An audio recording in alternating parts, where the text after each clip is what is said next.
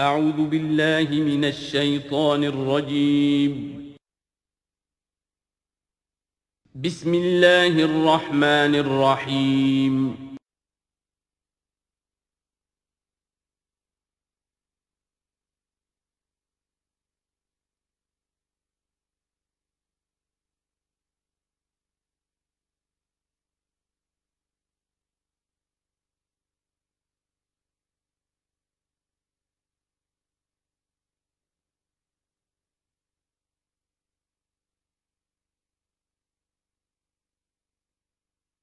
اعوذ باللہ من الشیطان الرجیم بسم اللہ الرحمن الرحیم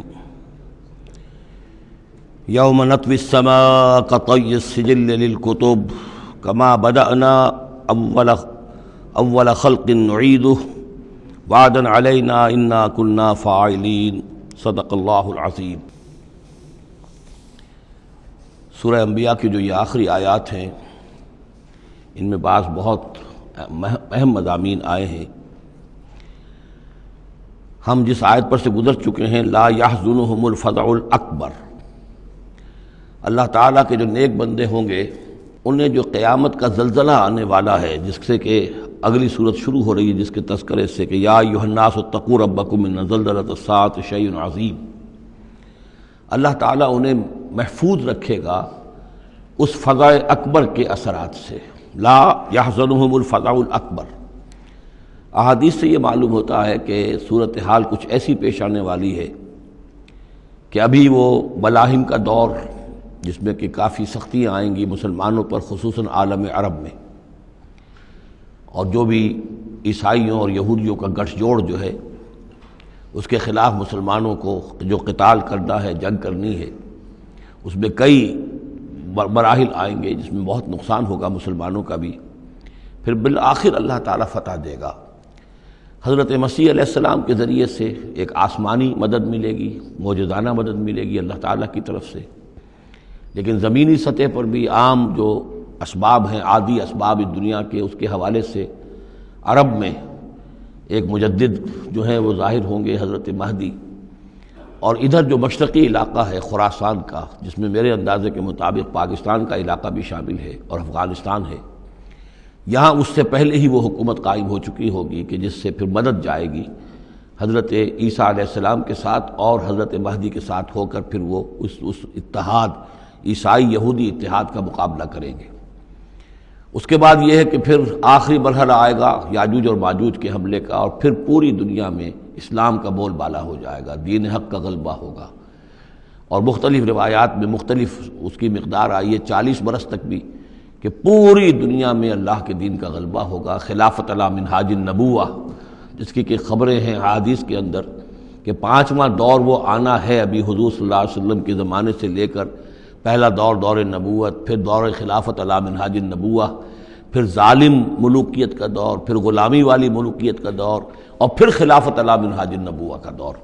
اور اب جب یہ خلافت آئے گی تو پھر یہ کل روئے ارضی پر ہوگی، گلوبل ہوگی۔ لا یبقى علی ظہر الارض بیت وبر ولا بدر الا ادخلہ اللہ کلمۃ الاسلام، کوئی گھر اور خیمہ ایسا نہیں رہے گا دنیا میں پورے روئے ارضی پر جس میں کلمہ اسلام داخل نہ ہو جائے۔ اور یہ جو فرمایا حضور نے کہ ان اللہ زوالی الارض، اللہ نے میرے لیے زمین کو لپیٹ کر اور سکیڑ کر مجھے پوری زمین دکھا دی، فرأیت مشارقہا و مغاربہا، میں نے زمین کے سارے مشرق دیکھ لیے، سارے مغرب دیکھ لیے۔ وَإِنَّ أُمَّتِي سَيَبْلُغُ مُلْكُهَا مَا زُوِّيَ لِي مِنْهَا، میری امت کی حکومت ان تمام علاقوں پر قائم ہو کر رہے گی جو مجھے زمین کو سکیڑ کر دکھا دیے گئے۔ تو یہ ایک دور آنا ہے، اس میں کسی شک و شبے کی گنجائش نہیں ہے، اگرچہ میں یہ نہیں کہہ سکتا کہ ابھی اس میں کتنی تاخیر ہے، یہ مختلف مراحل کب شروع ہوں گے، ٹائم ٹیبل نہیں دے سکتے،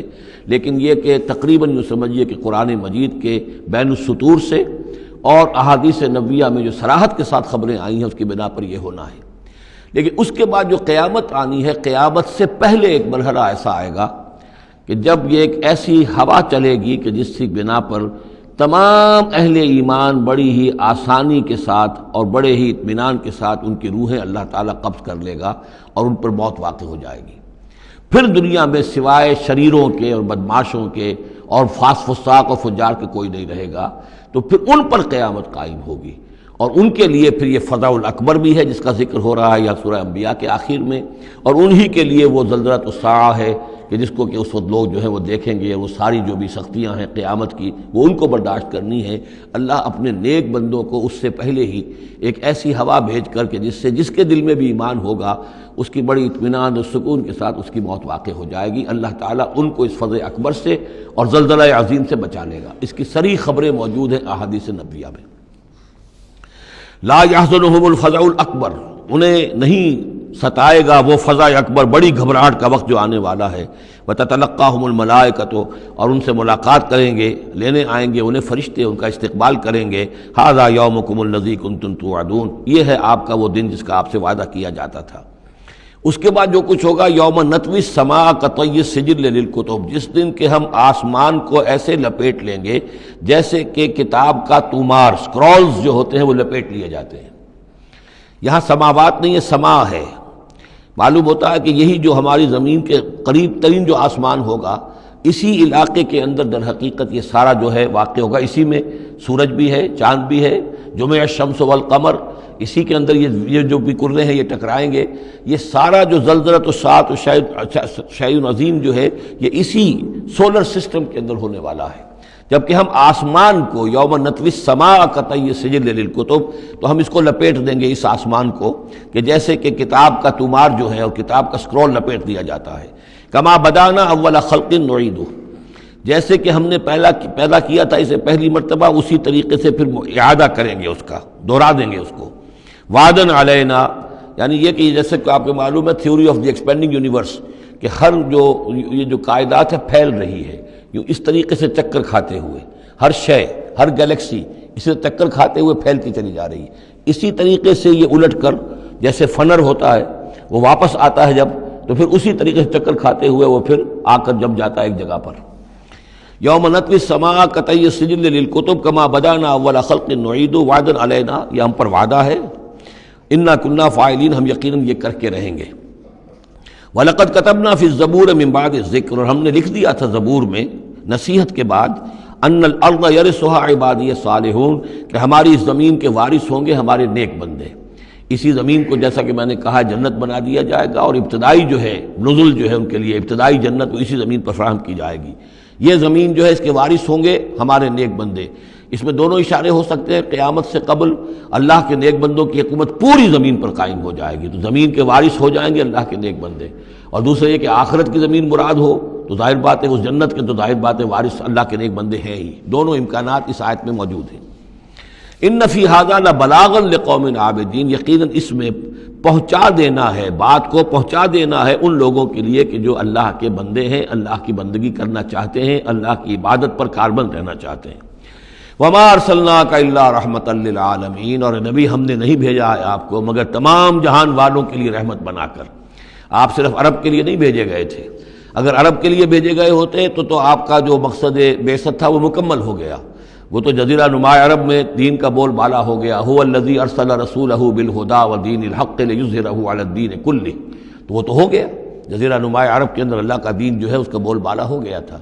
آپ بھیجے گئے تمام جہان والوں کے لیے، لہذا آپ کے بعثت کا مقصد اسی وقت مکمل ہوگا جب کل روئے ارضی پر آپ کا لایا ہوا دین غالب ہو جائے، تب جا کر، جس کو اقبال نے کہا ہے کہ وقت فرصت ہے کہاں، کام ابھی باقی ہے، نور توحید کا اتمام ابھی باقی ہے۔ تو وہ اتمام جو ہے ایک اعتبار سے تو ہو گیا تھا، جزیرہ نما عرب کی حد تک اتمام ہو گیا، لیکن یہ کہ دنیا جو ہے بھی تو بہت بڑی تھی، نوع انسانی جو ہے بڑی جو ہے اس تک ابھی دین کو پھیلانا تھا، پہنچانا تھا۔ دور خلافت راشدہ میں وہ سلسلہ شروع ہوا ہی تھا، لیکن اس کے بعد ایک سازش کے نتیجے میں عبداللہ ابن سبا نے جو سازش کی یہودی نے اور مسلمانوں کو آپس میں لڑا دیا، ایک فتنۃ الکبریٰ پیدا ہوا جس کے نتیجے میں حضرت عثمان شہید کیے گئے، اور پھر باہمی خانہ جنگی ہوئی، 1,00,000 مسلمان ایک دوسرے کی تلواروں اور نیزوں سے ختم ہو گئے، تو وہ پروسیس وہیں رک گیا۔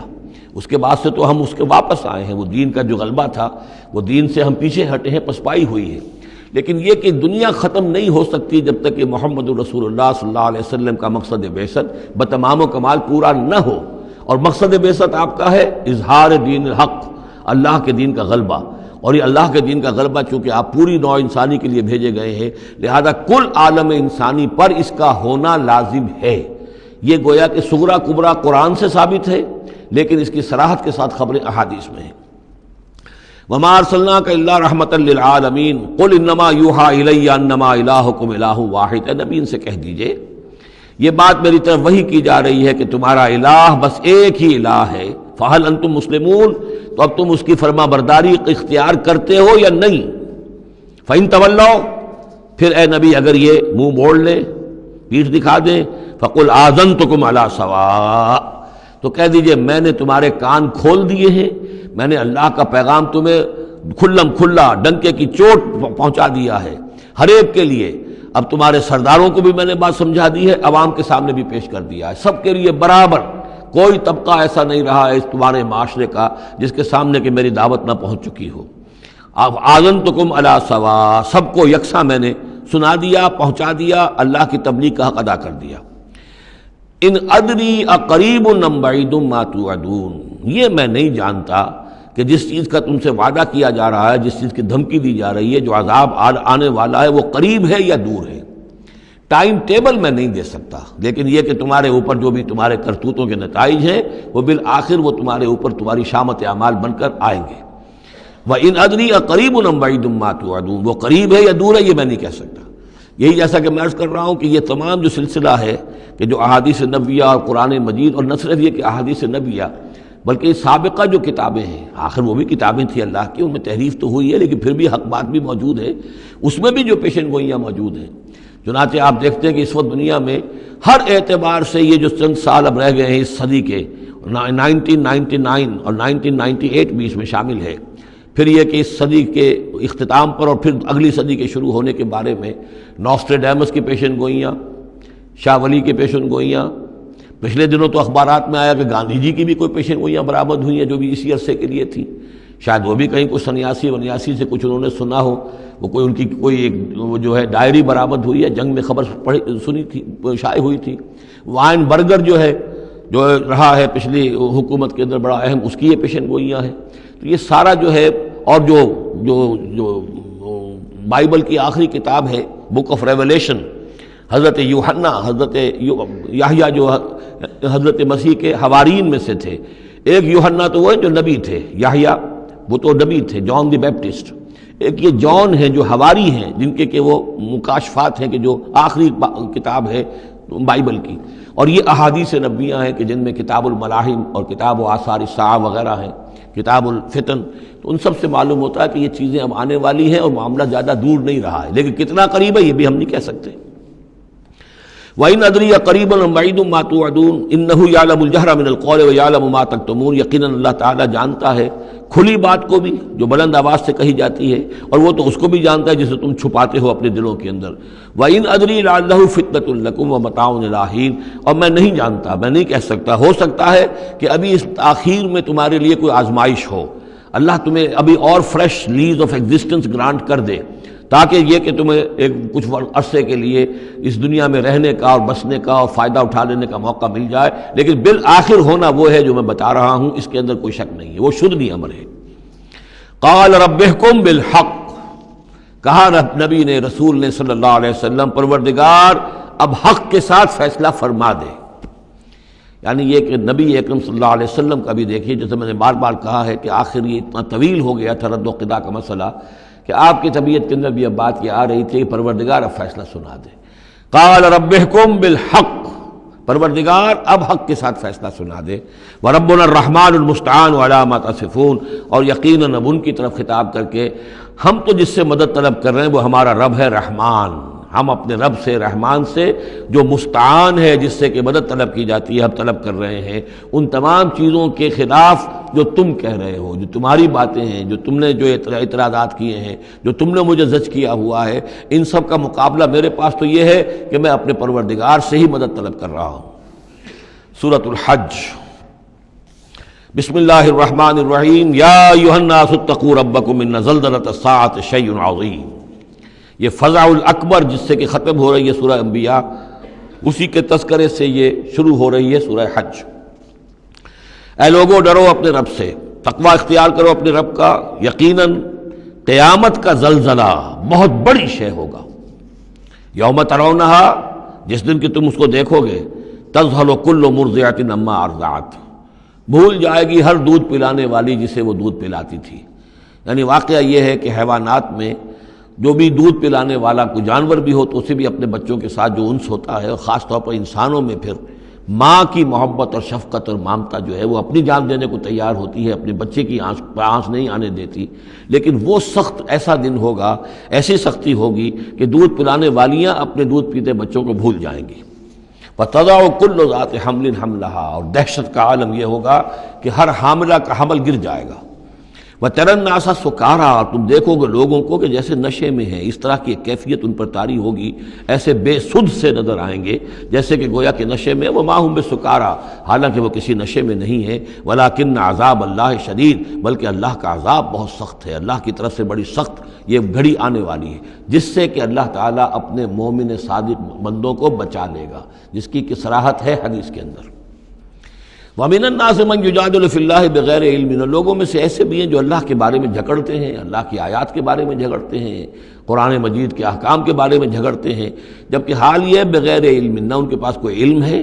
وَيَتَّبِعُ كُلَّ شَيْطَانٍ مَرِيدٍ، اور وہ پیروی کر رہے ہوتے ہیں، صاف نظر آتا ہے کہ ہر سرکش شیطان کی پیروی کر رہے ہیں، ان کے عمل کو دیکھو تو مغرب کی نقالی کر رہے ہیں، ان کی ہر ایک چیز کی جو ہے انہوں نے اپنی زندگی میں اختیار کی ہوئی ہے، پورا جو ہے مغربی ان کے اوپر تہذیب کا غلبہ ہے، ساری اقدار، لیکن باتیں بڑھائیں گے قرآن کی طرف سے اور حدیث کی طرف سے، اور انکار حدیث ہے اور فلاں یہ ہے، اور قرآن کا تو نتیجہ یہ نکلتا ہے، وہ نہیں نکلتا ہے، اور یہ اجتہاد کیا جانا چاہیے، اور قرآن مجید جو ہے یہ تو اب کتاب جو ہے بوسیدہ ہو گئی ہے۔ یہ باتیں بھی کہی گئی ہیں کہ کوئی ایسا بھی ہمارا جو نظام ہونا چاہیے اجتہاد کا جو قرآن مجید کو بھی اوور رول کر سکے، یہ باقاعدہ رائے موجود ہے کہ قرآن مجید میں بھی جو صریح احکام آئے ہیں وہ بھی ایک خاص قوم کے لیے، خاص وقت کے لیے تھے، یہ ہمیشہ کے لیے نہیں ہے۔ تو بڑے بڑے دانشور، بڑے بڑے جو اسکالرز ہیں، بڑی بڑی ڈگریاں ان کے پاس ہیں، میک گل سے لے کر آئے ڈگریاں، ڈاکٹر فضل الرحمان صاحب آئے تھے تو میک گل سے ڈگری لے کر آئے تھے، جنہوں نے جو وحی کے بارے میں کہا تھا کہ یہ حضور کا بھی کلام کہا جا سکتا ہے، اس کو اللہ کا بھی کلام کہا جا سکتا ہے، باقی فرشتے کی کوئی حیثیت نہیں ہے۔ یہ ساری باتیں ڈاکٹر فضل الرحمان کہنے والے تھے، میک گل سے انہوں نے یہودیوں سے آ کر ڈگریاں حاصل کی تھی انہوں نے، اور انہوں نے جو بھی بہت سے اور دانشور بہت سے موجود ہیں اس وقت دنیا میں کہ جو ویسے سمجھے جاتے ہیں کہ بہت وہ اسلامی اسکالرز ہیں، ٹاپ کے اسکالرز ہیں، وائٹ ہاؤس میں بھی انہیں طلب کیا جاتا ہے۔ یہ جو سید حسین نصر ہیں، ایرانی ایک ہیں، اب وہ رہ گئے ہیں جن کا ڈنکا بج رہا ہے زیادہ، ورنہ پہلے یہ ہے کہ یہ دو تھے، سید حسین نصر بھی تھے اور ڈاکٹر فضل الرحمان بھی تھے پاکستان کے۔ لیکن وَمِنَ النَّاسِ مَن يُجَادِلُ فِي اللَّهِ بِغَيْرِ عِلْمٍ وَيَتَّبِعُ كُلَّ شَيْطَانٍ مَرِيدٍ كُتِبَ عَلَيْهِ، اس شیطان کے بارے میں تو یہ بات لکھ دی گئی ہے، طے کر دی گئی ہے، أَنَّهُ مَن تَوَلَّاهُ، کہ جو کوئی بھی اس کی دوستی اختیار کرے گا، فَأَنَّهُ يُضِلُّهُ، تو وہ اسے گمراہ کر کے رہے گا، وَيَهْدِيهِ إِلَىٰ عَذَابِ السَّعِيرِ، اور پہنچا کر رہے گا اسے اس جلانے والے دوزخ کے عذاب میں۔ یا ایھا الناس، اے لوگو، ان کنتم فی ریب من البعث، اگر تمہیں کوئی شک ہے کہ کیسے دوبارہ زندہ ہو جائیں گے،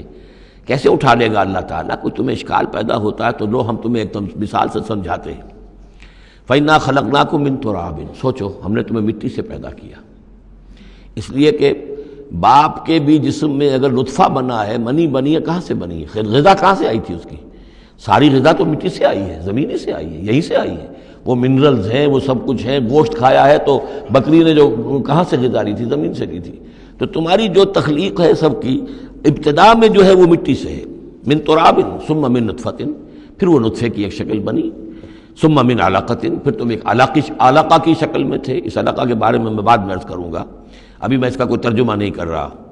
اس کا ترجمہ عام طور پر جو جمع ہوا خون کیا جاتا ہے، یہ ترجمہ صحیح نہیں ہے۔ ثم من مضغۃ، پھر یہ کہ وہ ایک لوتھڑے کی طرح تھا، گوشت کا ایک لوتھڑا سا تھا، مخلقۃ غیر مخلقۃ، پہلے اس پہ کوئی نشانات تھے ہی نہیں، پھر اس لوتھڑے کے اوپر نشانات آنے شروع ہوئے، معلوم ہوا کہ یہاں سے یہ بازو نکلیں گے، یہاں سے یہ ٹانگیں نکلیں گی، اسی کے اندر جو ہے یہ آثار شروع ہو گئے۔ لنبین لکم، تاکہ ہم تمہیں کھول کھول کر بیان کر دیں۔ یہ جو بھی سٹیجز ہیں کہ جو ایمبریونک جو سٹیجز ہیں، اس میں واقعہ یہ کہ اس کے بارے میں کیتھل مور کا میں قول آپ کو سنا چکا ہوں، جو تعارف قرآن کا میرا لیکچر تھا، کہ ان چیزوں کے بارے میں حیران اور ششدر ہیں جو اس وقت ایمبریولوجی کے سب سے بڑے ماہر ہیں، جن کی ٹیکسٹ بکس دنیا کے اندر سب سے زیادہ مستند مانی جاتی ہے، کہ ہم حیران ہیں کہ یہ ساری چیزیں قرآن مجید نے کیسے کہی ہیں، اور یہ بالکل ایگزیکٹ جو ہے تعبیر ہے ان سٹیجز کی کہ جو رحم مادر میں انسانی جنین جن سٹیجز سے گزرتا ہے اس کی اس سے زیادہ صحیح تعبیر ہو نہیں سکتی۔ وَنُقِرُّ فِي الْأَرْحَامِ مَا نَشَاءُ، یہی مضمون چونکہ دوبارہ پھر آئے گا سورہ مومنون کے پہلے رکوع میں، تو میں وہاں اس کے بارے میں تفصیل سے عرض کروں گا۔ اور ہم ٹھہرائے رکھتے ہیں رحموں میں جو ہم چاہتے ہیں، یعنی رحم کے اندر پھر رحم مادر میں وہ حمل رہتا ہے، اب وہ حمل بیٹے کا ہوا ہے، بیٹی کا ہوا ہے، یا بیٹا یا بیٹی وہ ذہین ہے، فتین ہے، خوبصورت ہے، کیسی ہے، صحیح ہے، سالم ہے، وہ ہمارا فیصلہ ہے۔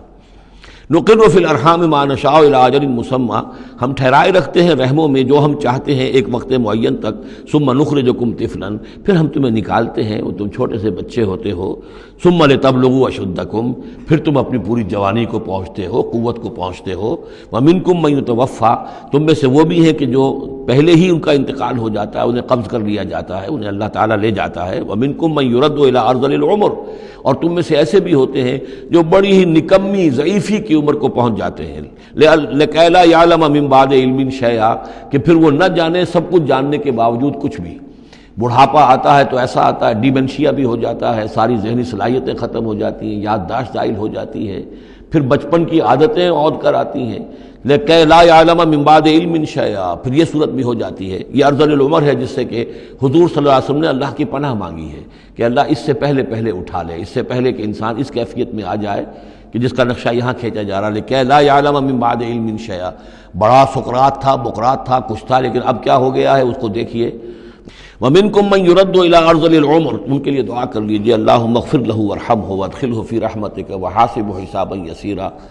ان سے ایک بہت بڑی خطا ہوئی ہے، رجم کی سزا کے بارے میں میں سورہ نور میں عرض کروں گا، لیکن اللہ تعالیٰ تمام خطاؤں کو معاف فرمانے والا ہے۔ اللہم اغفر لہ وارحمہ وادخلہ فی رحمتک وحاسبہ حسابا یسیرا، اللہم نور مرقدہ واکرم منزلہ والحقہ بعبادک الصالحین، آمین یا رب العالمین۔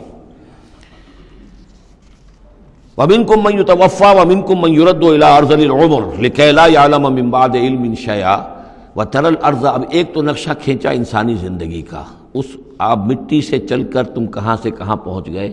پھر فوت ہو کے پھر مٹی بن جاتے ہو۔ یہ جس کی یہ قدرت ہے، جس کی یہ خلاقی ہے، جو اس سارے نظام کو لے کر چل رہا ہے، تمہیں اس کے بارے میں کوئی شک ہے؟ اس کی قدرت کے بارے میں کوئی تمہیں یہ شبہ وارد ہو سکتا ہے کہ وہ دوبارہ پیدا نہیں کر سکتا؟ اچھا ایک اور مثال لے لو،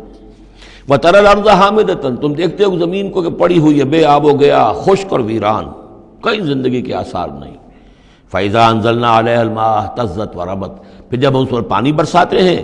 تو وہ تازہ ہو جاتی ہے، اہتزاز، اور وہ اس میں جنبش ہو جاتی ہے، اہتزت۔ یہتزو جو آیا یہ لفظ پہلے ہم پڑھ چکے ہیں کہ جب حضرت موسیٰ کا عصا زمین پر انہوں نے رکھا تو وہ تو اب ہلنے لگا، حرکت کرنے لگا جیسے کہ سانپ حرکت کرتا ہے،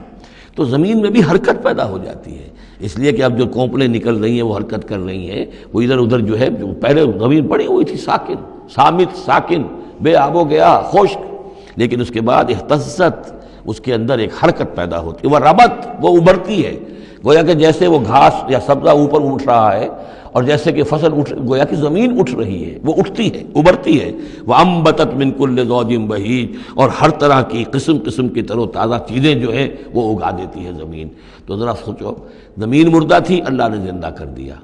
تمہارا اپنا معاملہ یہ ہے کہ مٹی سے لے کر اور تمہارے ایک انسان پورے بننے تک یہ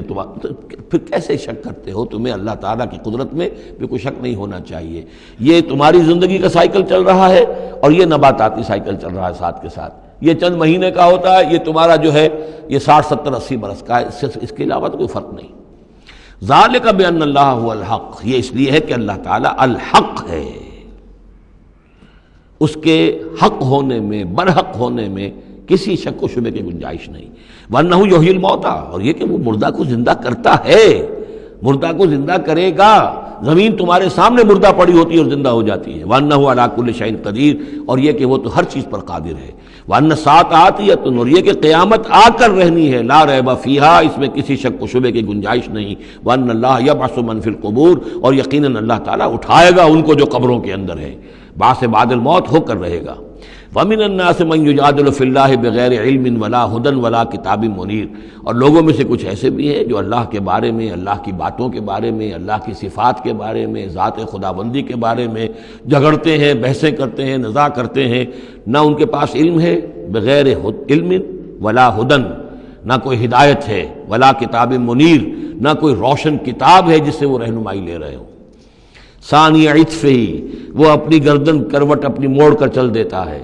آیات سنتا ہے، اللہ کی کلام کو سنتا ہے، پھر ذرا وہ اپنی کمر کو موڑتا ہے، بل دیتا ہے، چل دیتا ہے، لیضل عن سبیل اللہ، تاکہ گمراہ کرے لوگوں کو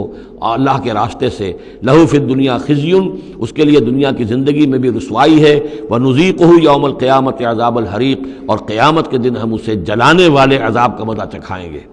ذالک بما قدمت یداک، اور یہ سب کچھ ہے تیرے اپنے دونوں ہاتھوں کے کرتوتوں کی وجہ سے، جو بھیجا ہے تیرے دونوں ہاتھوں نے، بما قدمت یداک، وان اللہ لیس بظلام للعبید، اور یقیناً اللہ تعالیٰ تو اپنے بندوں پر ظلم کرنے والا نہیں ہے۔ ومن الناس من يعبد الله على حرف فإن أصابه خير اطمأن به وإن أصابته فتنة انقلب على وجهه خسر الدنيا والآخرة ذلك هو الخسران المبين۔ لوگوں میں سے کچھ ایسے بھی ہیں جو اللہ تعالیٰ کی بندگی کرتے ہیں کنارے کنارے، بچ بچ کر۔ یہ وہ روگ جس کو کہا گیا فی قلوبہم مرض، جن کے دلوں میں روگ ہوتا ہے۔ ایک وہ لوگ ہوتے ہیں کہ حق کو قبول کیا، پھر ہرچہ بعد آباد منجدھار میں پھر وہ چھلانگ لگاتے ہیں، ہرچہ بعد آباد ماں کشتی دراب انداختے، ہم نے حق کو قبول کیا، اس کشتی کو ہم نے پانی میں ڈال دیا ہے، اب یہ کشتی تیرے گی تو ہم تیریں گے، یہ ڈوبتی ہے تو ہم ڈوبنے کے لیے تیار ہیں۔ ایک وہ ہیں جو چاہتے بھی ہیں حق کے ساتھ چلنا، لیکن کنارے کنارے گہرے پانی میں نہیں جانا چاہتے، خطرات مول نہیں لینا چاہتے، اپنے لیے جان اور مال جو ہے اس کو بچا بچا کر، وہ جو اقبال نے کہا تو بچا بچا کے نہ رکھ اسے، تیرا آئینہ ہے وہ آئینہ کہ شکست ہو تو عزیز تر ہے نگاہ آئینہ ساز میں۔ لیکن یہ کچھ لوگ بچ بچ کر چلنا چاہتے ہیں، کوئی گردن نہ پہنچ جائے، کوئی نقصان نہ ہو جائے، کوئی ہمیں قربانی نہ دینی پڑے۔ وَمِنَ النَّاسِ مَن يَعْبُدُ اللَّهَ عَلَى حَرْفٍ، کنارے ساتھ، فَإِنْ أَصَابَهُ خَيْرٌ اطْمَأَنَّ بِهِ، اگر خیر آئے تو مطمئن رہیں گے، وَإِنْ أَصَابَتْهُ الْفِتْنَةُ انقلب عَلَى وَجْهِهِ، اور اگر کوئی فتنہ آ گیا، آزمائش آ گئی، کوئی قربانی کا وقت آ گیا، پکار آ گئی، نکلو اللہ کی راہ میں اور لاؤ اللہ کی راہ میں، تو وہ اپنے چہروں کے بل اوندھے گر جاتے ہیں۔ خسرت دنیا والآخرہ، یہ خسارہ ہے، یہ گھاٹا ہے، یہ نقصان ہے دنیا اور آخرت دونوں کا۔ ذالک هو الخسران المبین، اور یہ بہت ہی نمایاں اور واضح تباہی ہے۔ ایک میں بات عرض کرنی رہ گئی ہے کہ سورہ حج کے بارے میں بعض جگہ آپ نے دیکھا ہوگا لکھا ہوا کہ یہ اس کو مدنی بھی مانا گیا ہے، لیکن یہ واقعہ ہے کہ اس سورہ مبارکہ کے اندر بعض آیات ایسی ہیں کہ جو یا تو مدنی ہیں، اور بعض آیات کے بارے میں مجھے پھر وہ ایک قول مل گیا تھا حبر الامہ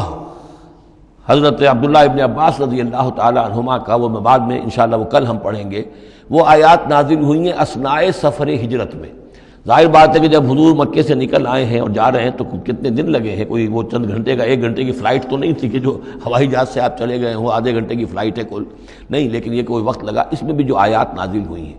اور اس صورت میں کئی آیات ایسی ہیں کہ جن کی بڑی گہری مشابہت آپ کو مل جائے گی سورہ بقرہ کی آیات کے ساتھ۔ چنانچہ شہادت علی الناس والی آیت بھی اس صورت میں بھی ہے، سورہ بقرہ میں بھی ہے، لِيَكُونَ الرَّسُولُ شَهِيدًا عَلَيْكُمْ وَتَكُونُوا شُهَدَاءَ عَلَى النَّاسِ، یہ آپ کو سورہ حج کے آخر میں ملے گی۔ جہاد کا لفظ بھی اس صورت مبارکہ میں ملے گا۔ یہ آیت بھی آپ غور کریں گے تو سورہ بقرہ کے دوسرے رکوع میں جو مثال آئی تھی، منافقین کا حال یہ ہے، او کصیب من السماء فیہ ظلمات ورعد وبرق یجعلون اصابعهم فی آذانہم من الصواعق حذر الموت واللہ محیط بالکافرین۔ تو یہ جب بجلی جب چمکتی ہے، کوئی روشنی نظر آتی ہے، چل پھر لیتے ہیں، لیکن اس کے بعد پھر جیسے ہی اندھیرا ہوتا ہے کھڑے رہ جاتے ہیں۔ تو بالکل وہی کیفیت ہے کہ جب ذرا حالات صحیح ہوئے، نارمل ہوئے، کوئی خطرہ نہیں، کوئی اندیشہ نہیں، کوئی مطالبہ نہیں، کوئی جنگ کی مہم جو ہے پیش نظر نہیں ہے، تو وہ بڑے چلت پھر دکھا رہے ہیں، حضور کے پاس آ رہے ہیں، باتیں کر رہے ہیں، وہ ہے کہ وہ بھی اہل ایمان کے ساتھ ہیں۔ لیکن جب ذرا مشکل وقت آیا، اوندھے منہ گر پڑے۔ وَمِنَ النَّاسِ، اللہ تعالی ہمیں اس سے بچائے، اور دین اور ایمان کے ساتھ اور اللہ کے دین کو قائم کرنے کی جد و جہد میں مخلصانہ اور ہمہ تن ہمہ وجوہ اپنے آپ کو جھونک دینے کی ہمت عطا فرمائے۔ وَمِنَ النَّاسِ مَن يَعْبُدُ اللَّهَ عَلَى حَرْفٍ فَإِنْ أَصَابَهُ خَيْرٌ اطْمَأَنَّ بِهِ وَإِنْ أَصَابَتْهُ فِتْنَةٌ انقلب عَلَى وَجْهِهِ خَسِرَ الدُّنْيَا وَالْآخِرَةَ ذَلِكَ هُوَ الْخُسْرَانُ الْمُبِينُ۔ یدعو من دون اللہ ما لا یضرہ وما لا ینفعہ، یہ پکارتا ہے اللہ کے سوا ان کو جو نہ اسے کوئی ضرر پہنچا سکتی ہے نہ نفع، ذالک هو الضلال البعید، یہی ہے بہت ہی گمراہی، دور کی گمراہی۔ یدعو لمن ضرہ اقرب من نفعہ، وہ پکارتا ہے اللہ کو، اس کو کہ جس کا ضرر جو ہے وہ اس کے نفع سے قریب تر ہے۔ اللہ کے سوا کسی کو پکارو گے تو نفع تو کوئی ہے نہیں، لیکن ضرر تو پہنچ گیا۔ لبیس المولا و لبیس العشیر، بہت ہی برا ہے وہ دوست اور بہت ہی برا ہے رفیق۔ ان اللہ یدخل الذین آمنوا وعملوا الصالحات جنات تجری من تحتها الانہار، یقیناً اللہ تعالیٰ داخل کرے گا ان لوگوں کو جو ایمان لائے اور جنہوں نے نیک عمل کیے ان باغات میں جن کے دامن میں ندیاں بہتی ہوں گی۔ ان اللہ یفعل ما یرید، یقیناً اللہ تعالیٰ کرتا ہے جو چاہتا ہے، جس چیز کا ارادہ کرتا ہے وہ کر گزرتا ہے، فعال لما یرید ہے۔ من کان یظن ان لن ینصرہ اللہ فی الدنیا والآخرۃ فلیمدد بسبب من السماء ثم لیقطع فلینظر ہل یذہبن کیدہ ما یغیظ۔ یہ آیت مشکلات القرآن میں سے ہے، بہت سے مختلف انداز میں اس کی تعبیرات کی گئی ہیں، لیکن میرا دل ٹھکا ہے اسی تعبیر پر کہ جو موضح القرآن میں شاہ عبد القادر دہلوی رحمۃ اللہ علیہ نے کی ہے، اور میں اسی کو وضاحت کے ساتھ پیش کر رہا ہوں۔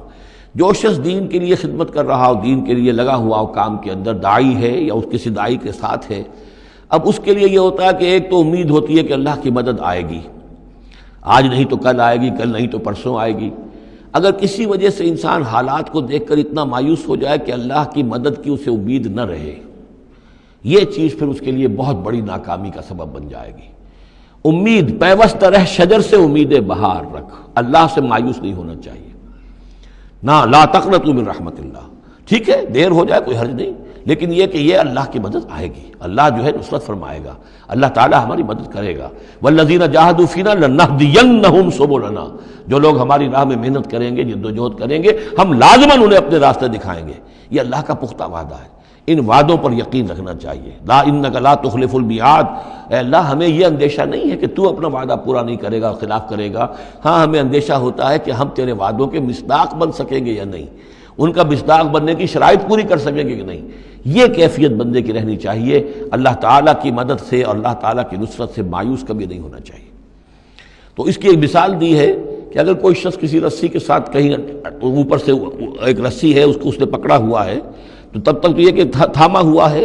یہ اللہ تعالیٰ کے ساتھ ہے نا، حبل اللہ، حبل اللہ، یہ قرآن جو ہے القرآن حبل اللہ الممدود من السماء الی الارض۔ اسی طرح امید اللہ سے رکھنا، رجا رکھنا، یہ بھی گویا کہ ایک معنوی رسی ہے کہ جو اللہ تعالیٰ کے ساتھ ہمیں جوڑے ہوئے ہے۔ جب تک یہ رسی رہے گی ہمیں سہارا رہے گا، جب یہ رسی کاٹ دیں گے ہم، وہ امید منقطع کر دیں گے، تو سوائے اس کے اور کیا ہوگا کہ زمین پر رودے منہ گر جائیں گے۔ من کان یظن ان لن ینصرہ اللہ فی الدنیا والآخرہ، جس شخص کا یہ گمان ہو جائے کہ اللہ ہرگز مدد نہیں کرے گا اس کی دنیا میں اور نہ آخرت میں، فلیمدد بسبب من السماء، اسے چاہیے کہ ذرا ایک رسی آسمان کی طرف تانے، ثم لیقطع، پھر کاٹ دے، اسے توڑ دے، فلینظر هل یذهبن کیدہ ما یغیظ، پھر دیکھے کہ اس سے اس کا جو غصہ ہے اندر کا، اس میں جو مایوسی کی آگ جل رہی ہے اس میں کوئی کمی ہوئی۔ جب تک وہ رسی ہے کچھ نہ کچھ امید تو رہے گی، تو اس امید جو ہے اللہ پر اور اللہ کی نصرت اور اللہ کے وعدوں پر جو یقین ہے اس کو برقرار رکھو، یہ تمہیں سہارا دے گی۔ وَكَذَلِكَ أَنزَلْنَاهُ آيَاتٍ بَيِّنَاتٍ، اسی طرح ہم نے اتارا ہے اس قرآن کو روشن اور کھلی باتوں کی شکل میں۔ وَأَنَّ اللَّهَ يَهْدِي مَن يُرِيدُ، اور اللہ تعالیٰ ہدایت دیتا ہے جس کو چاہتا ہے، یا اللہ تعالیٰ ہدایت دیتا ہے جو چاہتا ہے کہ اس کو ہدایت ملے۔ ان الذین آمنوا والذین ہادوا والصابئین والنصارى، یقیناً وہ لوگ جو مسلمان ہیں، ایمان لائے ہیں محمد پر صلی اللہ علیہ وسلم، والذین ہادوا، اور جو یہودی ہوئے، والصابئین، اور جو صابی ہیں، والنصارى، اور جو یہ عیسائی ہیں، والمجوس، اور مجوس ہیں ایرانی، والذین اشرکوا، اور جن لوگوں نے شرک کی روش اختیار کی، ان اللہ یفصل بینہم یوم القیامہ، یقیناً اللہ فیصلہ کرے گا ان کے مابین قیامت کے دن۔ ان اللہ علی کل شیء شہید، یقیناً اللہ تعالیٰ ہر چیز پر خود گواہ ہے، ہر چیز اس کے سامنے نگاہوں میں موجود ہے۔ الم تری ان اللہ یسجد لہ من فی السماوات ومن فی الارض، یہ آیت بڑی عجیب ہے اس اعتبار سے کہ اس میں آپ تصور کریں گے تو اوپر سے نیچے کی طرف آ رہا ہے کیا تم نے دیکھا نہیں اللہ کے سامنے سربسجود ہے ہر وہ شے جو آسمان میں ہے اور وہ سب وہ چیزیں جو زمین میں ہیں، وہ تمام مخلوقات جو آسمان میں ہے اور وہ تمام مخلوقات جو زمین میں ہے، والشمس ہو اور سورج بھی سربسجود ہے، والقمر ہو اور چاند بھی، والنجوم ہو اور تارے بھی، پھر نیچے اتریے والجبال ہو اور پہاڑ، زمین پر سب سے اونچی چیزیں پہاڑ ہیں، والشجر ہو اور درخت، والدواب اور یہ تمام جو بھی چوپائے چل رہے ہیں زمین کے اوپر حیوانات، وَكَثِيرٌ مِّنَ النَّاسِ اور لوگوں میں سے بھی بہت سے، لوگوں میں سے تفریق ہے کہ کچھ باغی ہو گئے ہیں، باقی تو یہ ساری مخلوقات اللہ کے قانون کی پابند ہیں، قانون تکوینی کے اندر ہے، یہ اللہ کی بندگی کر رہی ہیں، یہ سجدے میں ہے، ہر شے اللہ کے سامنے سربسجود ہے۔ ہاں انسانوں کے اندر بغاوت بھی ہے، انسانوں میں سے کچھ لوگ وہ ہیں کہ جنہوں نے سورج کو پوجنا شروع کر دیا، سورج اللہ کو پوج رہا ہے اور وہ سورج کو پوج رہے ہیں، چاند کو پوجنا شروع کر دیا، درختوں کو پوجنا شروع کر دیا، جانوروں کو پوجنا شروع کر دیا، یہاں تک کہ اعضائے تناسل کو پوجنا شروع کر دیا۔ ہندوؤں کے اندر تو یہ بھی ہے، یہ پوجا ہوتی ہے۔ تو یہ ہے ان لوگوں کی گراوٹ۔ انسانوں میں سے اللہ تعالیٰ جس کو ہدایت دے دیتا ہے، معرفت حاصل ہو جاتی، پھر وہ اسی کے سامنے سربسجود ہوتے ہیں۔ وَكَثِيرٌ حَقَّ عَلَيْهِ الْعَذَابُ لیکن بہت سے ایسے ہیں کہ جو عذاب الہی کے مستحق ہو جاتے ہیں۔ وَمَن يُهِنِ اللَّهُ فَمَا لَهُ مِن مُكْرِمٍ اور جنہیں اللہ تعالیٰ ہی رسوا کر دے، ذلیل کر دے، اب اس کو عزت دینے والا کوئی نہیں ہے۔ جنہوں نے اپنے آپ کو ذلیل کیا، مخلوقات کے سامنے جھک گئے، انہوں نے ان کو اپنا معبود بنا لیا، جبکہ اللہ تعالیٰ کے سامنے ساری کی ساری مخلوقات جو ہے وہ تو اللہ کی بندگی میں ہے، اور اللہ نے تو اسے بنایا تھا خلیفۃ اللہ فی الارض، اسے مقام یہ عطا کیا تھا، مسجود ملائک بنایا تھا۔ اب جو اپنی اس تمام عظمت سے خود ہی مستعفی ہو گیا اور وہ مخلوقات کے سامنے جھک رہا ہے، فما لہ من مکرم تو پھر اسے اب اس کا اکرام کرنے والا اور اسے عزت دینے والا کوئی نہیں۔ ان اللہ یفعل ما یشاء یقیناً اللہ کرتا ہے جو چاہتا ہے۔ آیت سجدہ ہے، سجدہ کر لیجیے۔ ھذان خصمان اختصموا فی ربہم یہ دو گروہ ہیں ایک دوسرے کے مقابل میں جو اپنے رب کے بارے میں جھگڑ رہے ہیں۔ ایک وہ ہیں جو ایمان لے آئے ہیں۔ اب جیسا کہ میں نے عرض کیا یہ صورت ہے مکی، لیکن اس میں کچھ آیات شامل ہیں، یہ بھی ہو سکتا ہے کہ مدنی ہو، یہ بھی ہو سکتا ہے کہ اثناء سفر ہجرت میں نازل ہوئی، لیکن بحیثیت مجموع یہ ہے تقریباً آخری دور کی، آخری زمانے کی صورت۔ ھذان خصمان اب ظاہر بات ہے مکے میں دو گروہ بالکل نمایاں ہو چکے تھے، ایک وہ جو حضور پر ایمان لائے اور ایک وہ کہ جو اڑے ہوئے ہیں۔ اختصموا فی ربہم یہ اپنے رب کے بارے میں جھگڑ پڑے ہیں۔ فالذین کفروا تو جو اللہ سے کفر کر رہے ہیں، انکار کر رہے ہیں، قطعت لہم ثیاب من نار ان کے کپڑے کاٹے جائیں گے، بنائے جائیں گے، جیسے درزی جو ہے پہلے وہ کترتا بیوتتا ہے پھر سیتا ہے،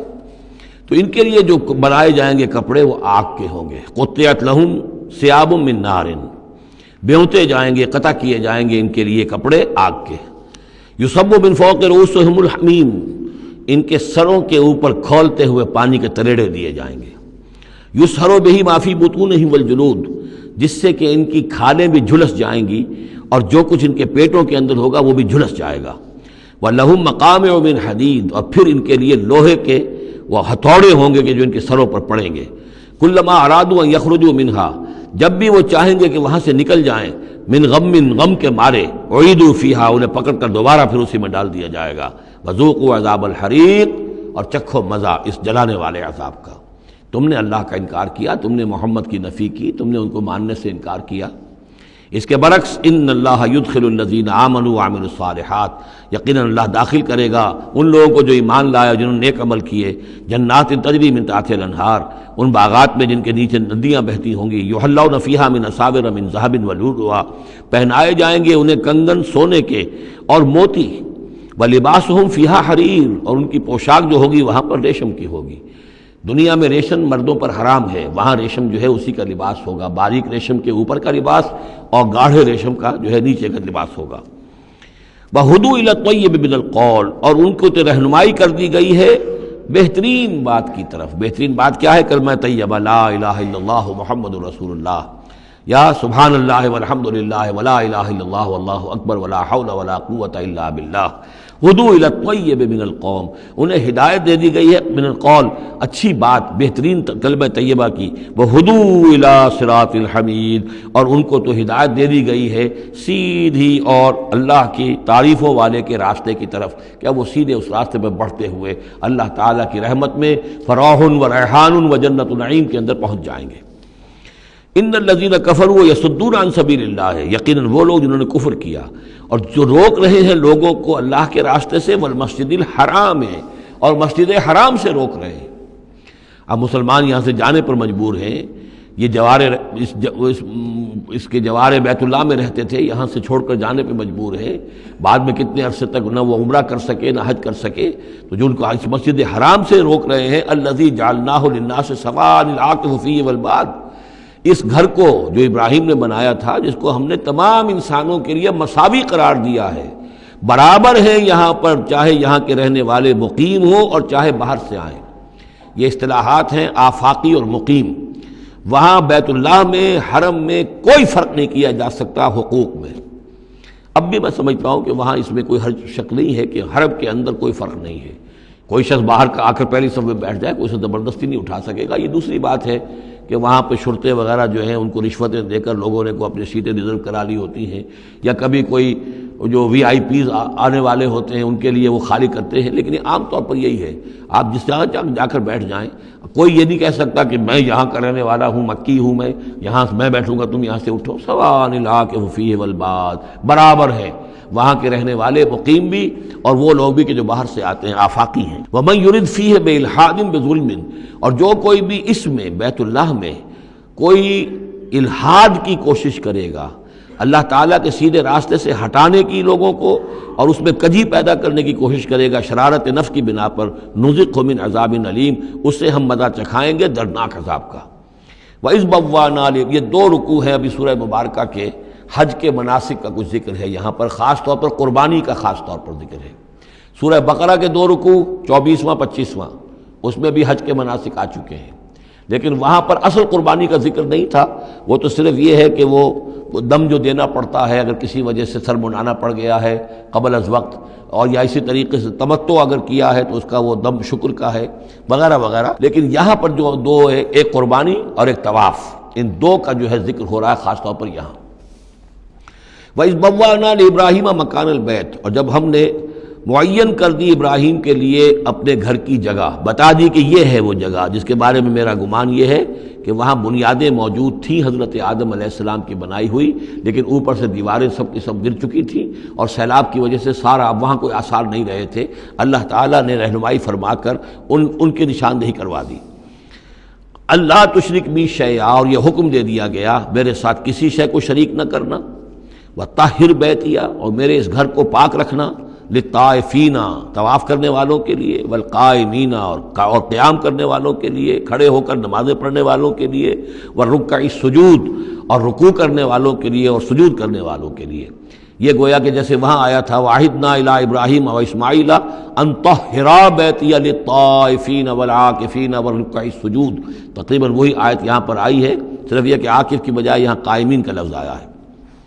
وَأَذِّن فِي النَّاسِ بِالْحَجِّ، اور اے ابراہیم اب پکارو لوگوں کو، اذان دو، پکارو حج کے لیے۔ اب کیسے پکارا ہوگا، کیسے آپ نے یہ پیغام پہنچایا ہوگا،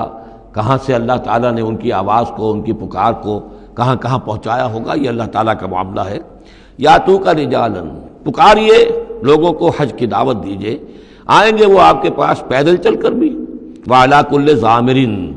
اور بڑی لاغر اونٹنیوں پر بھی، یعنی دور دراز سے آئیں گے تو سفر کی وجہ سے اونٹنیاں لاغر ہو چکی ہوں گی۔ یاتین من کل فج عمیق، جو یہاں پر پہنچیں گی وہ اونٹنیاں اور لوگ آئیں گے بڑی دور دراز کی راہوں سے، دور دراز کی، یہ فج کہتے ہیں پہاڑوں کے درمیان کے راستے کو، چونکہ یہ سارا پہاڑی علاقہ ہے تو نہ معلوم کہاں کہاں سے گہری وادیوں میں سے ہو کر لوگ جو ہیں پہنچتے ہیں۔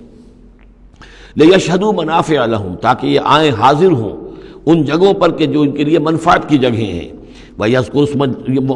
اسْمَ اللَّهِ فِي أَيَّامٍ مَعْلُومَاتٍ، اور اللہ کا نام لے معین دنوں کے اندر، یعنی قربانیاں دیں معین دنوں میں۔ 10ویں ذی الحجہ کی قربانی کا دن ہے، اس کے بعد جو ہے 11ویں کو بھی ہو سکتی ہے، 12ویں کو بھی ہو سکتی ہے،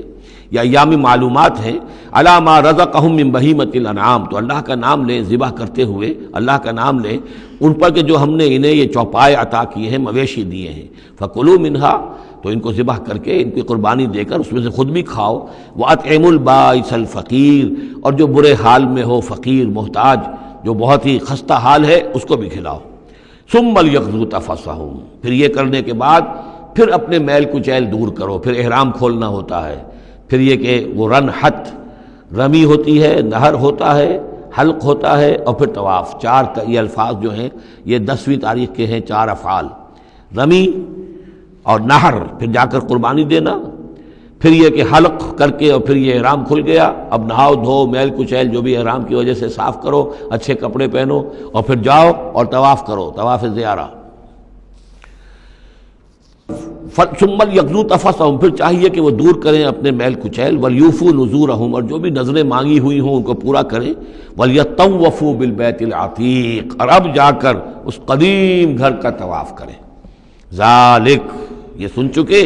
ومن يعظم حرمات اللہ فهو خیر له عند ربہ، اور جو کوئی اللہ تعالیٰ کی حرمتوں کی تعظیم کرے، یہ بیت اللہ الحرام ہے، یہ اشہر حرم ہے، یہ ساری چیزیں جو ہے اللہ تعالیٰ کی حرمتیں ہیں، حرمات اللہ ہیں، اللہ نے جس جس چیز کو کہ محترم قرار دیا ہے۔ سورہ مائدہ میں ہم پڑھ چکے ہیں، وہ جانور کے جو ہدی کے جانور ہیں وہ بھی محترم ہیں، جن کے گھروں میں گردنوں میں پٹے ڈال دیے گئے ہیں، معلوم ہے کہ یہ ہدیم بالغ الکعبہ جانے والے ہیں، وہ بھی محترم ہیں۔ عام مین البیت الحرام جو ہیں، جو لوگ حاجی جا رہے ہیں، ان کی بھی حرمت ہے۔ تو جو بھی من یعظم حرمات اللہ ہے، جو کوئی بھی اللہ تعالیٰ کی حرام کی ہوئی شے، محترم ٹھہرائی ہوئی چیزوں کی تعظیم کرے گا، فہو خیر لہ عند ربہ، تو وہ اسی کے لیے بہتر ہوگا، اس کا اجر و ثواب اسے ملے گا اپنے رب کے پاس۔ وَأُحِلَّتْ لَكُمُ الْأَنْعَامُ إِلَّا مَا يُتْلَىٰ عَلَيْكُمْ، اور حلال کر دیے گئے تمہارے لیے سارے چوپائے سوائے اس کے جو تم کو سنا دیا گیا ہے، یعنی یہ کہ خنزیر کا معاملہ ہے اس کو حرام کر دیا گیا ہے، باقی بکری ہے، بھیڑ ہے، گائے ہے، بیل ہے، اونٹ ہے، ان سب کو اللہ کی راہ میں تو اس کی قربانی ہو سکتی ہے۔ فاجتنبوا الرجس من الاوثان، تو پھر تم بچو، ان بتوں کی گندگی سے بچو۔ یہ ہے اصل میں بچنا جو ہے وہ سب سے پہلے شرک، اور وہاں پر سب سے بڑا شرک جو ہے وہ بت پرستی کا ہو رہا تھا۔ واجتنبوا قول الزور، اسی طریقے سے جھوٹ کہنے سے، جھوٹ بات سے بھی بچو۔ حنفاء للہ، یکسو ہو جاؤ اللہ کی طرف، یکسو اسی کے بندے بن جاؤ، غیر مشرکین بہ، اس حال میں کہ اس کے ساتھ کسی بھی اعتبار سے شرک نہ ہو، کسی پہلو سے، کسی اعتبار سے، ذات میں، صفات میں، حقوق میں، اختیارات میں، کہیں بھی کوئی شرک کا شائبہ نہ آنے پائے۔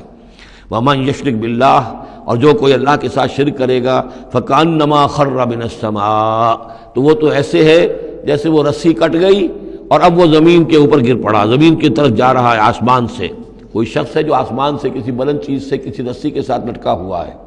وہاں سے گر گیا یا رسی کٹ گئی، اب جو گر رہا ہے فکأنما خر من السماء فتخطفه الطیر،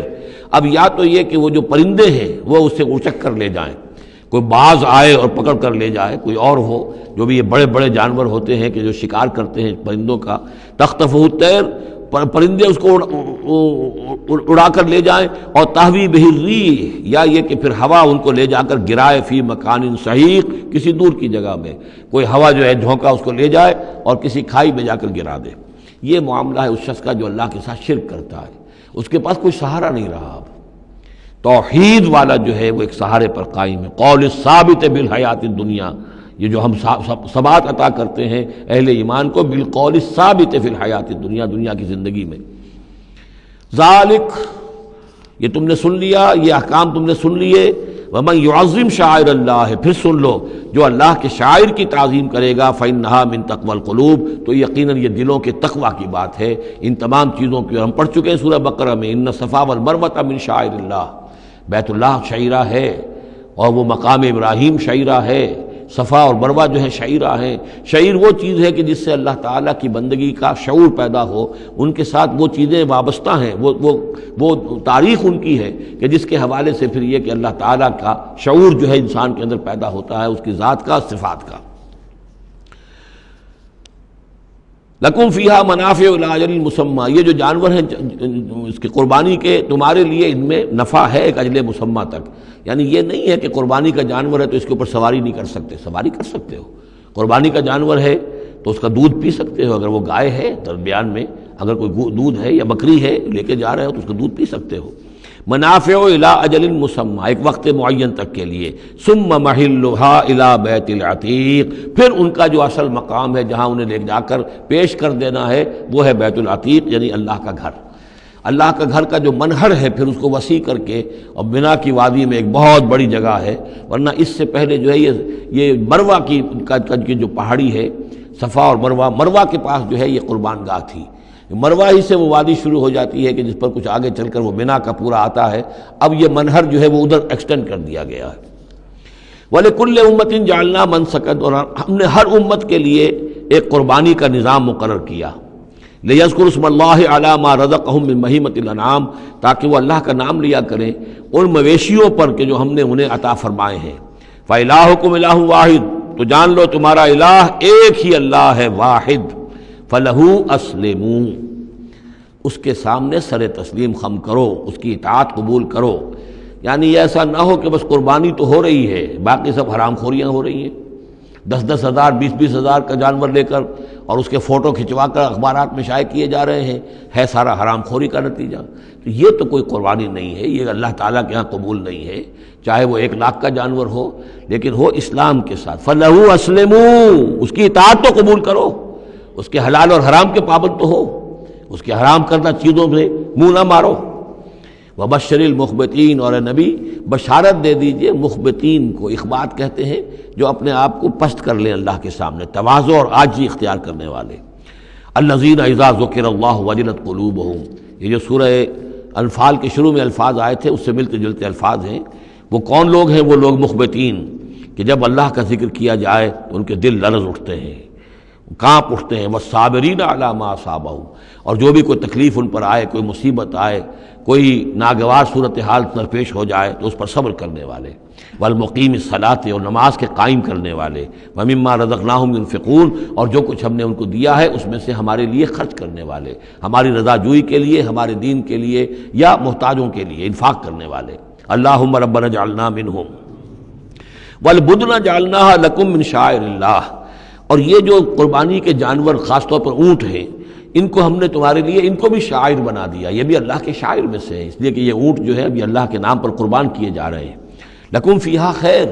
تمہارے لیے ان میں خیر ہے، بھلائی ہے۔ ظاہر بات ہے کہ ان کا بھی گوشت تم کھا سکو گے اور غریبوں کو کھلا سکو گے، لیکن یہ کہ ہیں وہ شاعر اللہ، اس لیے کہ وہ نامزد ہو چکے ہیں بیت اللہ کے لیے، اللہ کے لیے کہ یہ قربانی کے جانور ہیں کہ جن کو قربان کیا جانا ہے بیت اللہ کے قریب۔ فاذکروا اسم اللہ علیہا صواف، تو ان پر نام لیا کرو اللہ کا، ان کو کھڑا کر کے سیدھا، صواف صفے باندھ کر، قطار باندھ کر۔ یہ جو نقشہ ہے یہ خاص طور پر جو حجۃ الوداع میں حضور نے جو قربانی دی ہے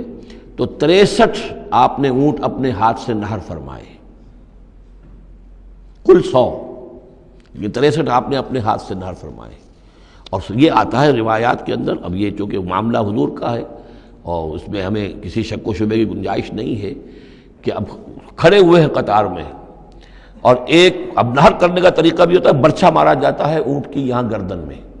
اس کو گرا کر ذبح کرنا آسان کام نہیں ہے، کھڑے ہوئے اونٹ کو برچھا لگایا جاتا ہے، یہاں اس کی جو بڑی وینز ہے خون کا فوارہ چھوٹتا ہے، جب خون بہت زیادہ بہہ جاتا ہے پھر وہ گرتا ہے ایک طرف،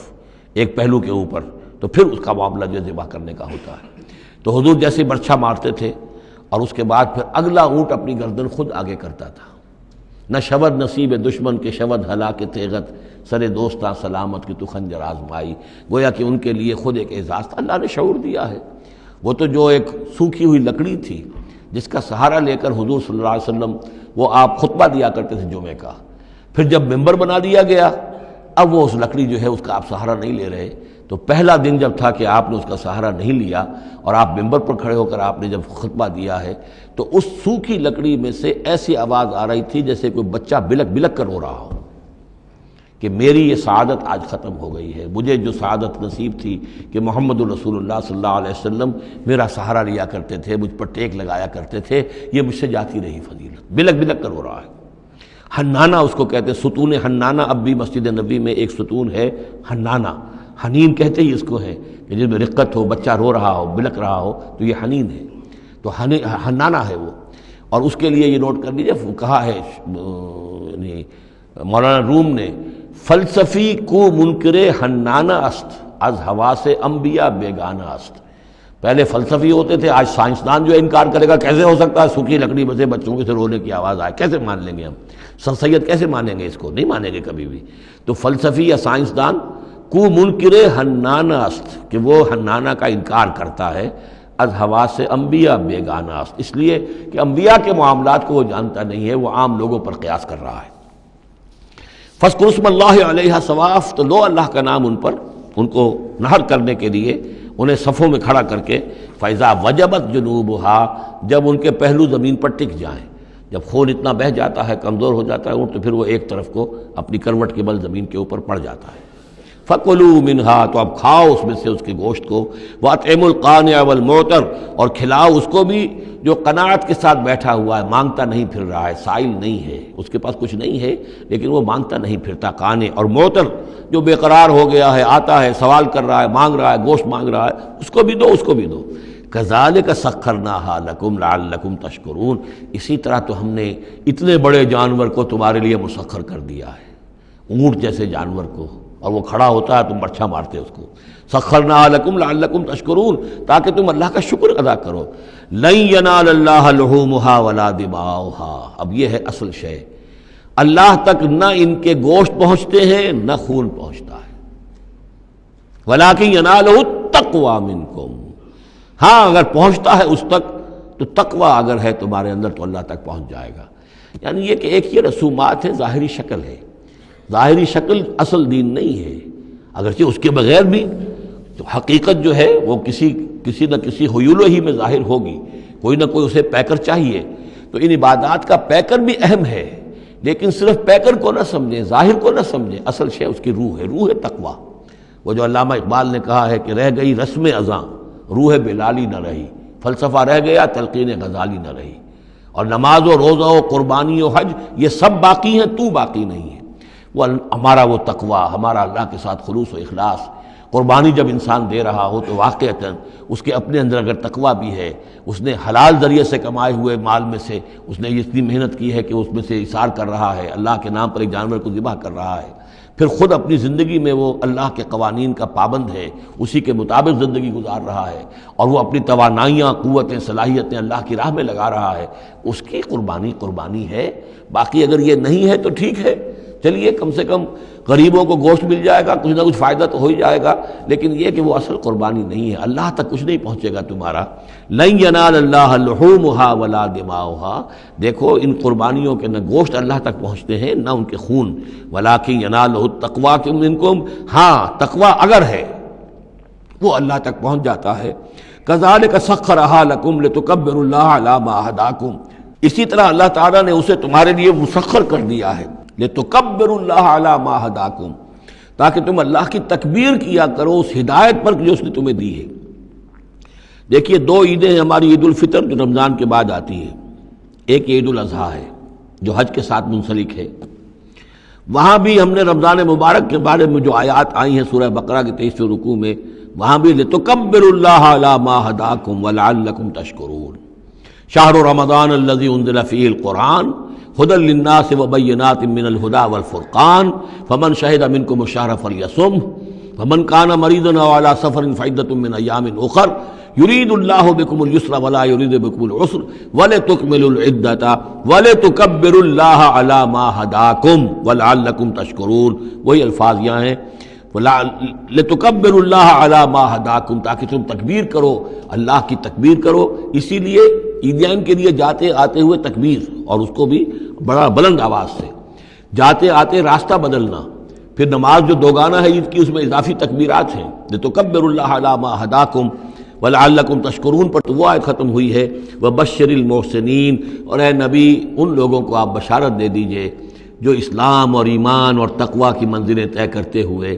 درجہ احسان تک پہنچنے کی کوشش کرتے ہیں اور پہنچ جاتے ہیں۔ اللہم ربنا اجعلنا منہم، اللہم ربنا اجعلنا منہم۔ بارک اللہ لی ولکم فی القرآن العظیم ونفعنی وإیاکم بالآیات والذکر الحکیم۔